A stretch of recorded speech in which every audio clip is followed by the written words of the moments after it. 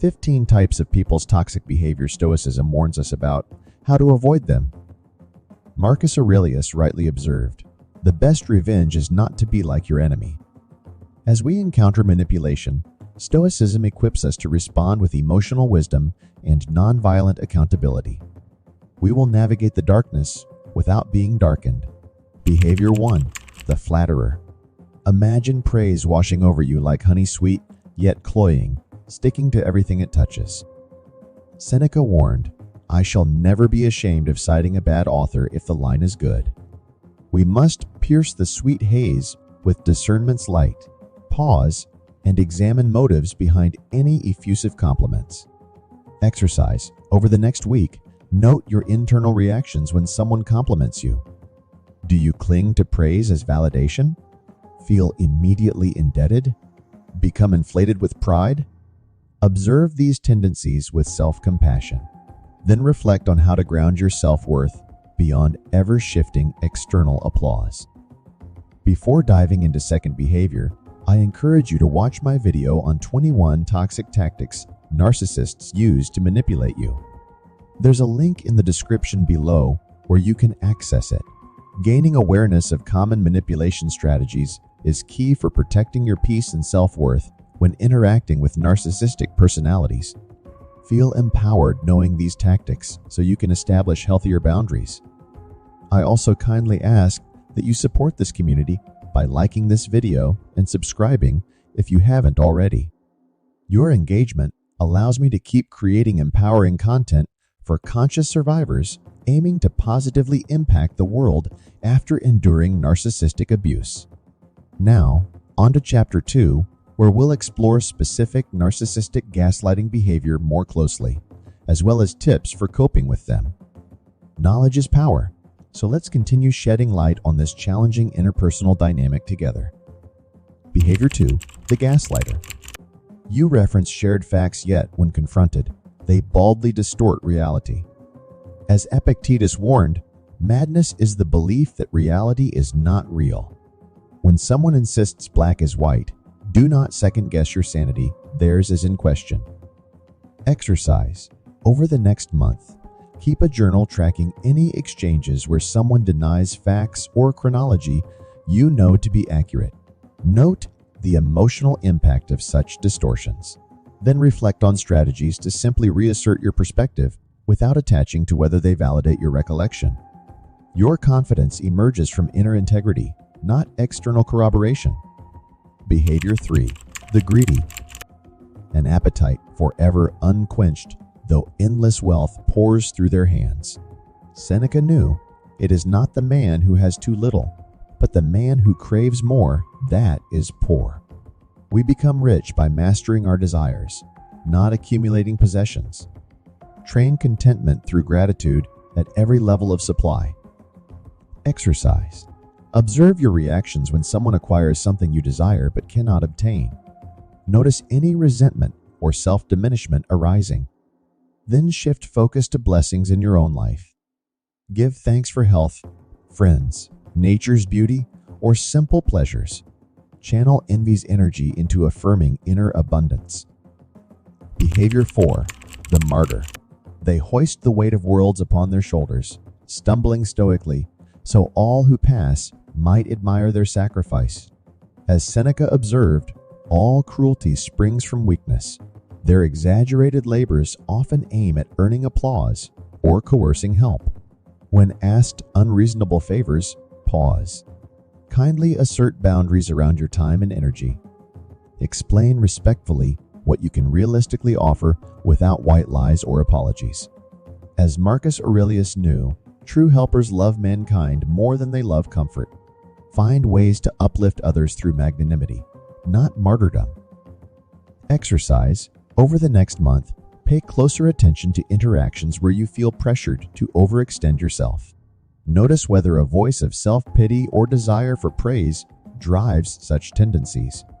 Counteract through mantras like "my worth depends not on productivity, but on inner wisdom," or "I serve others" through empowering self-reliance. Discover the deeper strengths waiting beneath perceived weaknesses. Behavior 5. The Vengeful. The vengeful collect every perceived debt owed and fervently pursue repayment with interest. As Marcus Aurelius cautioned, the best way to avenge yourself is to not be like that. When wronged, pause before reacting. Seek first to understand rather than condemn. Recall that misunderstandings often arise from carelessness, not malice. Respond with compassion, not retaliation.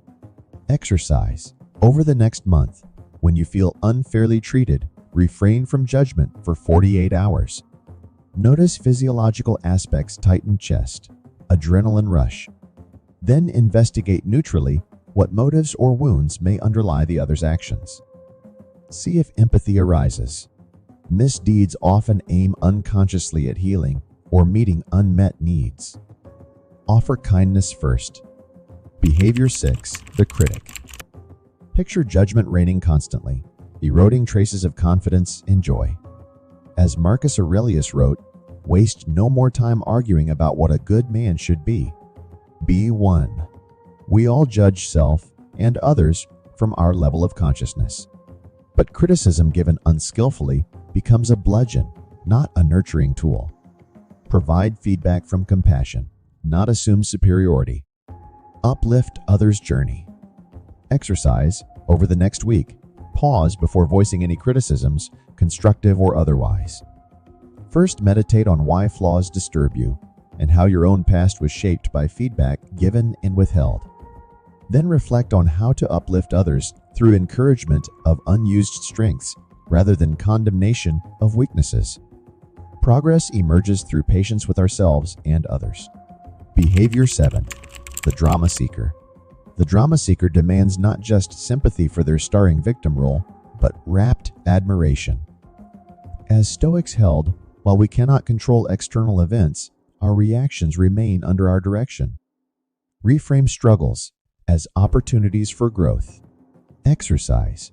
When someone dumps emotionally, avoid getting hooked into exaggerating the catastrophe or problem solving. Instead, listen kindly, then offer perspective. This too shall pass. Remind them of their strengths and agency in choosing how to respond. Suggest constructive actions over circular complaining. Be a calming, empowering presence. Behavior 8. The Deceiver. The deceiver speaks with forked tongue, constructing elaborate lies they temporarily believe to fill inner voids. But as Marcus teaches, never let the future disturb you.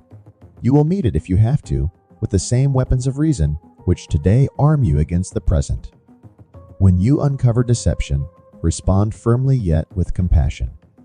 Establish consequences, then give opportunities for amends making. Change emerges from modeling integrity through gentle patience and accountability. Exercise.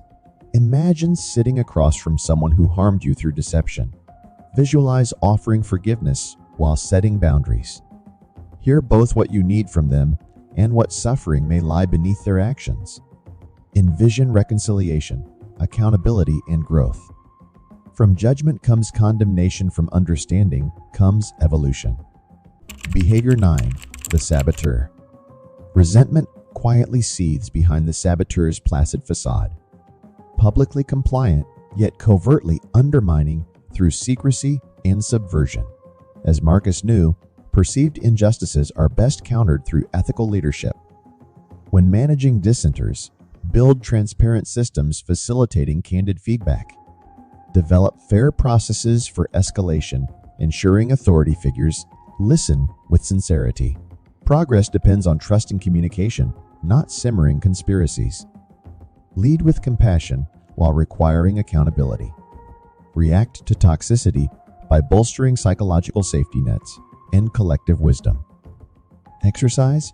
Are there situations where you silently resist yet outwardly comply? Investigate underlying motives without self-judgment. Then envision constructive actions like having courageous dialogues or setting healthier boundaries. Small, brave steps compound over time into positive change. Behavior 10. The Judgmental.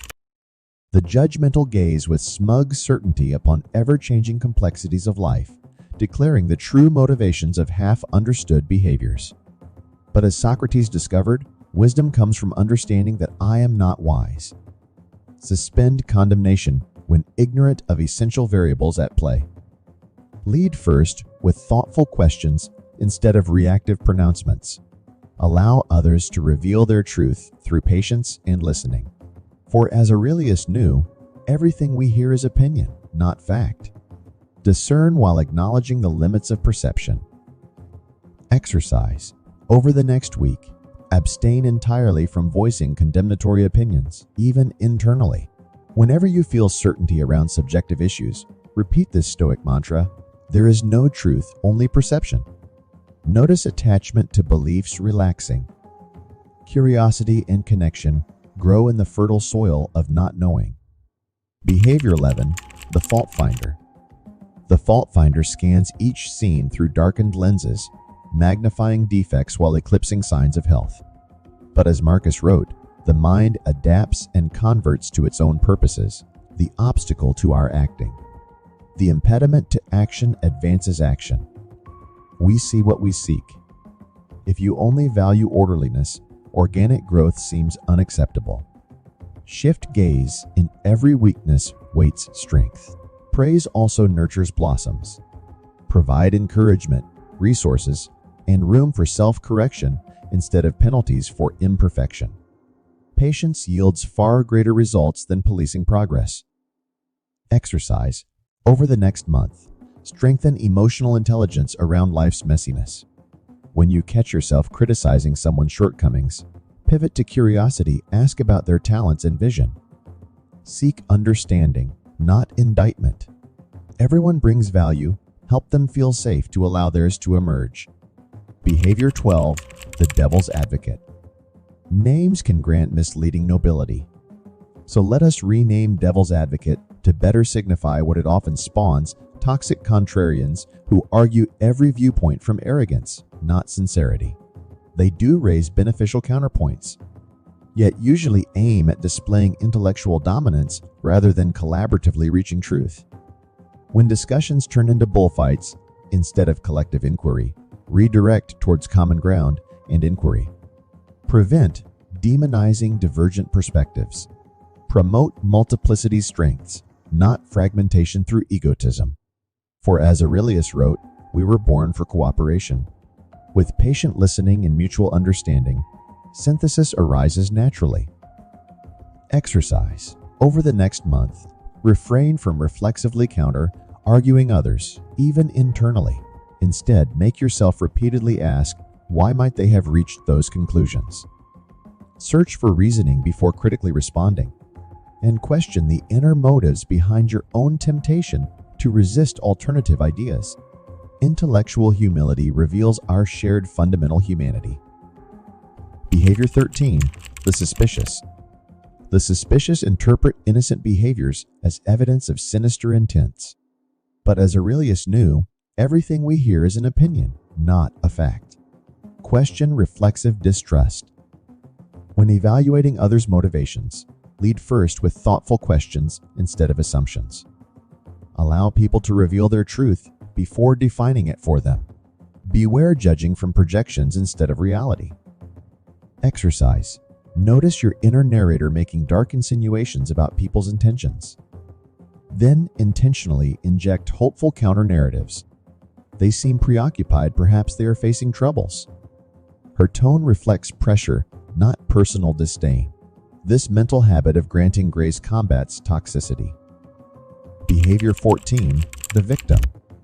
Life happens to the victim, a helpless leaf, battered by storms. They deny agency, evading accountability. But as Epictetus said, man is disturbed not by things, but by his opinion about things. While circumstances arise externally, our interpretations and reactions emerge from within. This inner power grants freedom. Release helpless narratives. Direct instead compassion inwardly.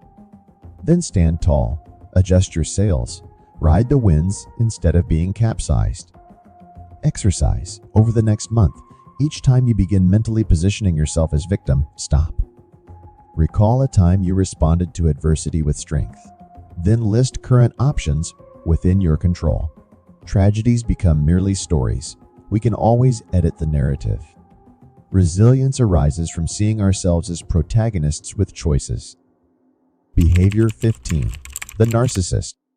The narcissist pursues perfectionism to earn admiration, disguising inner lack of self-worth. But their towering ego rests on shaky foundations, needing endless external validation. As Seneca said, you have power over your mind, not outside events. Realize this, and you will find strength. Refuse to feed narcissists' egos or absorb their projections. Respond with clarity, not cruelty. Expecting empathy from them is unrealistic, so stand stoically in your truth without needing their validation. Their growth depends not on our judgment, but on inward self-discovery. Exercise. Are you sometimes vulnerable to narcissistic traits like requiring external validation? Notice areas of adequate self-acceptance, vs. inadequacy. Then begin shifting source of worth internally, reducing dependence on outside applause or status. Each small choice, reinforcing intrinsic value, builds real confidence, security, and freedom. The invulnerable build inner empires. Dear friends, manipulating tendencies will always exist, within ourselves and others. Yet the Stoic path transforms obstacles into opportunities for developing emotional wisdom, courage, and compassion. May we emerge stronger for the journey, with hearts open to give and receive love. Please share your reflections or any lingering questions below. I'm grateful for your investment in our shared growth and would love your further reflections. How do you maintain both boundaries and compassion when encountering behaviors violating ethics or truth? Please share your hard-won wisdom below. I welcome your further perspectives and tools. How do you respond to controlling behaviors while maintaining inner freedom? Please share your insights in the comments.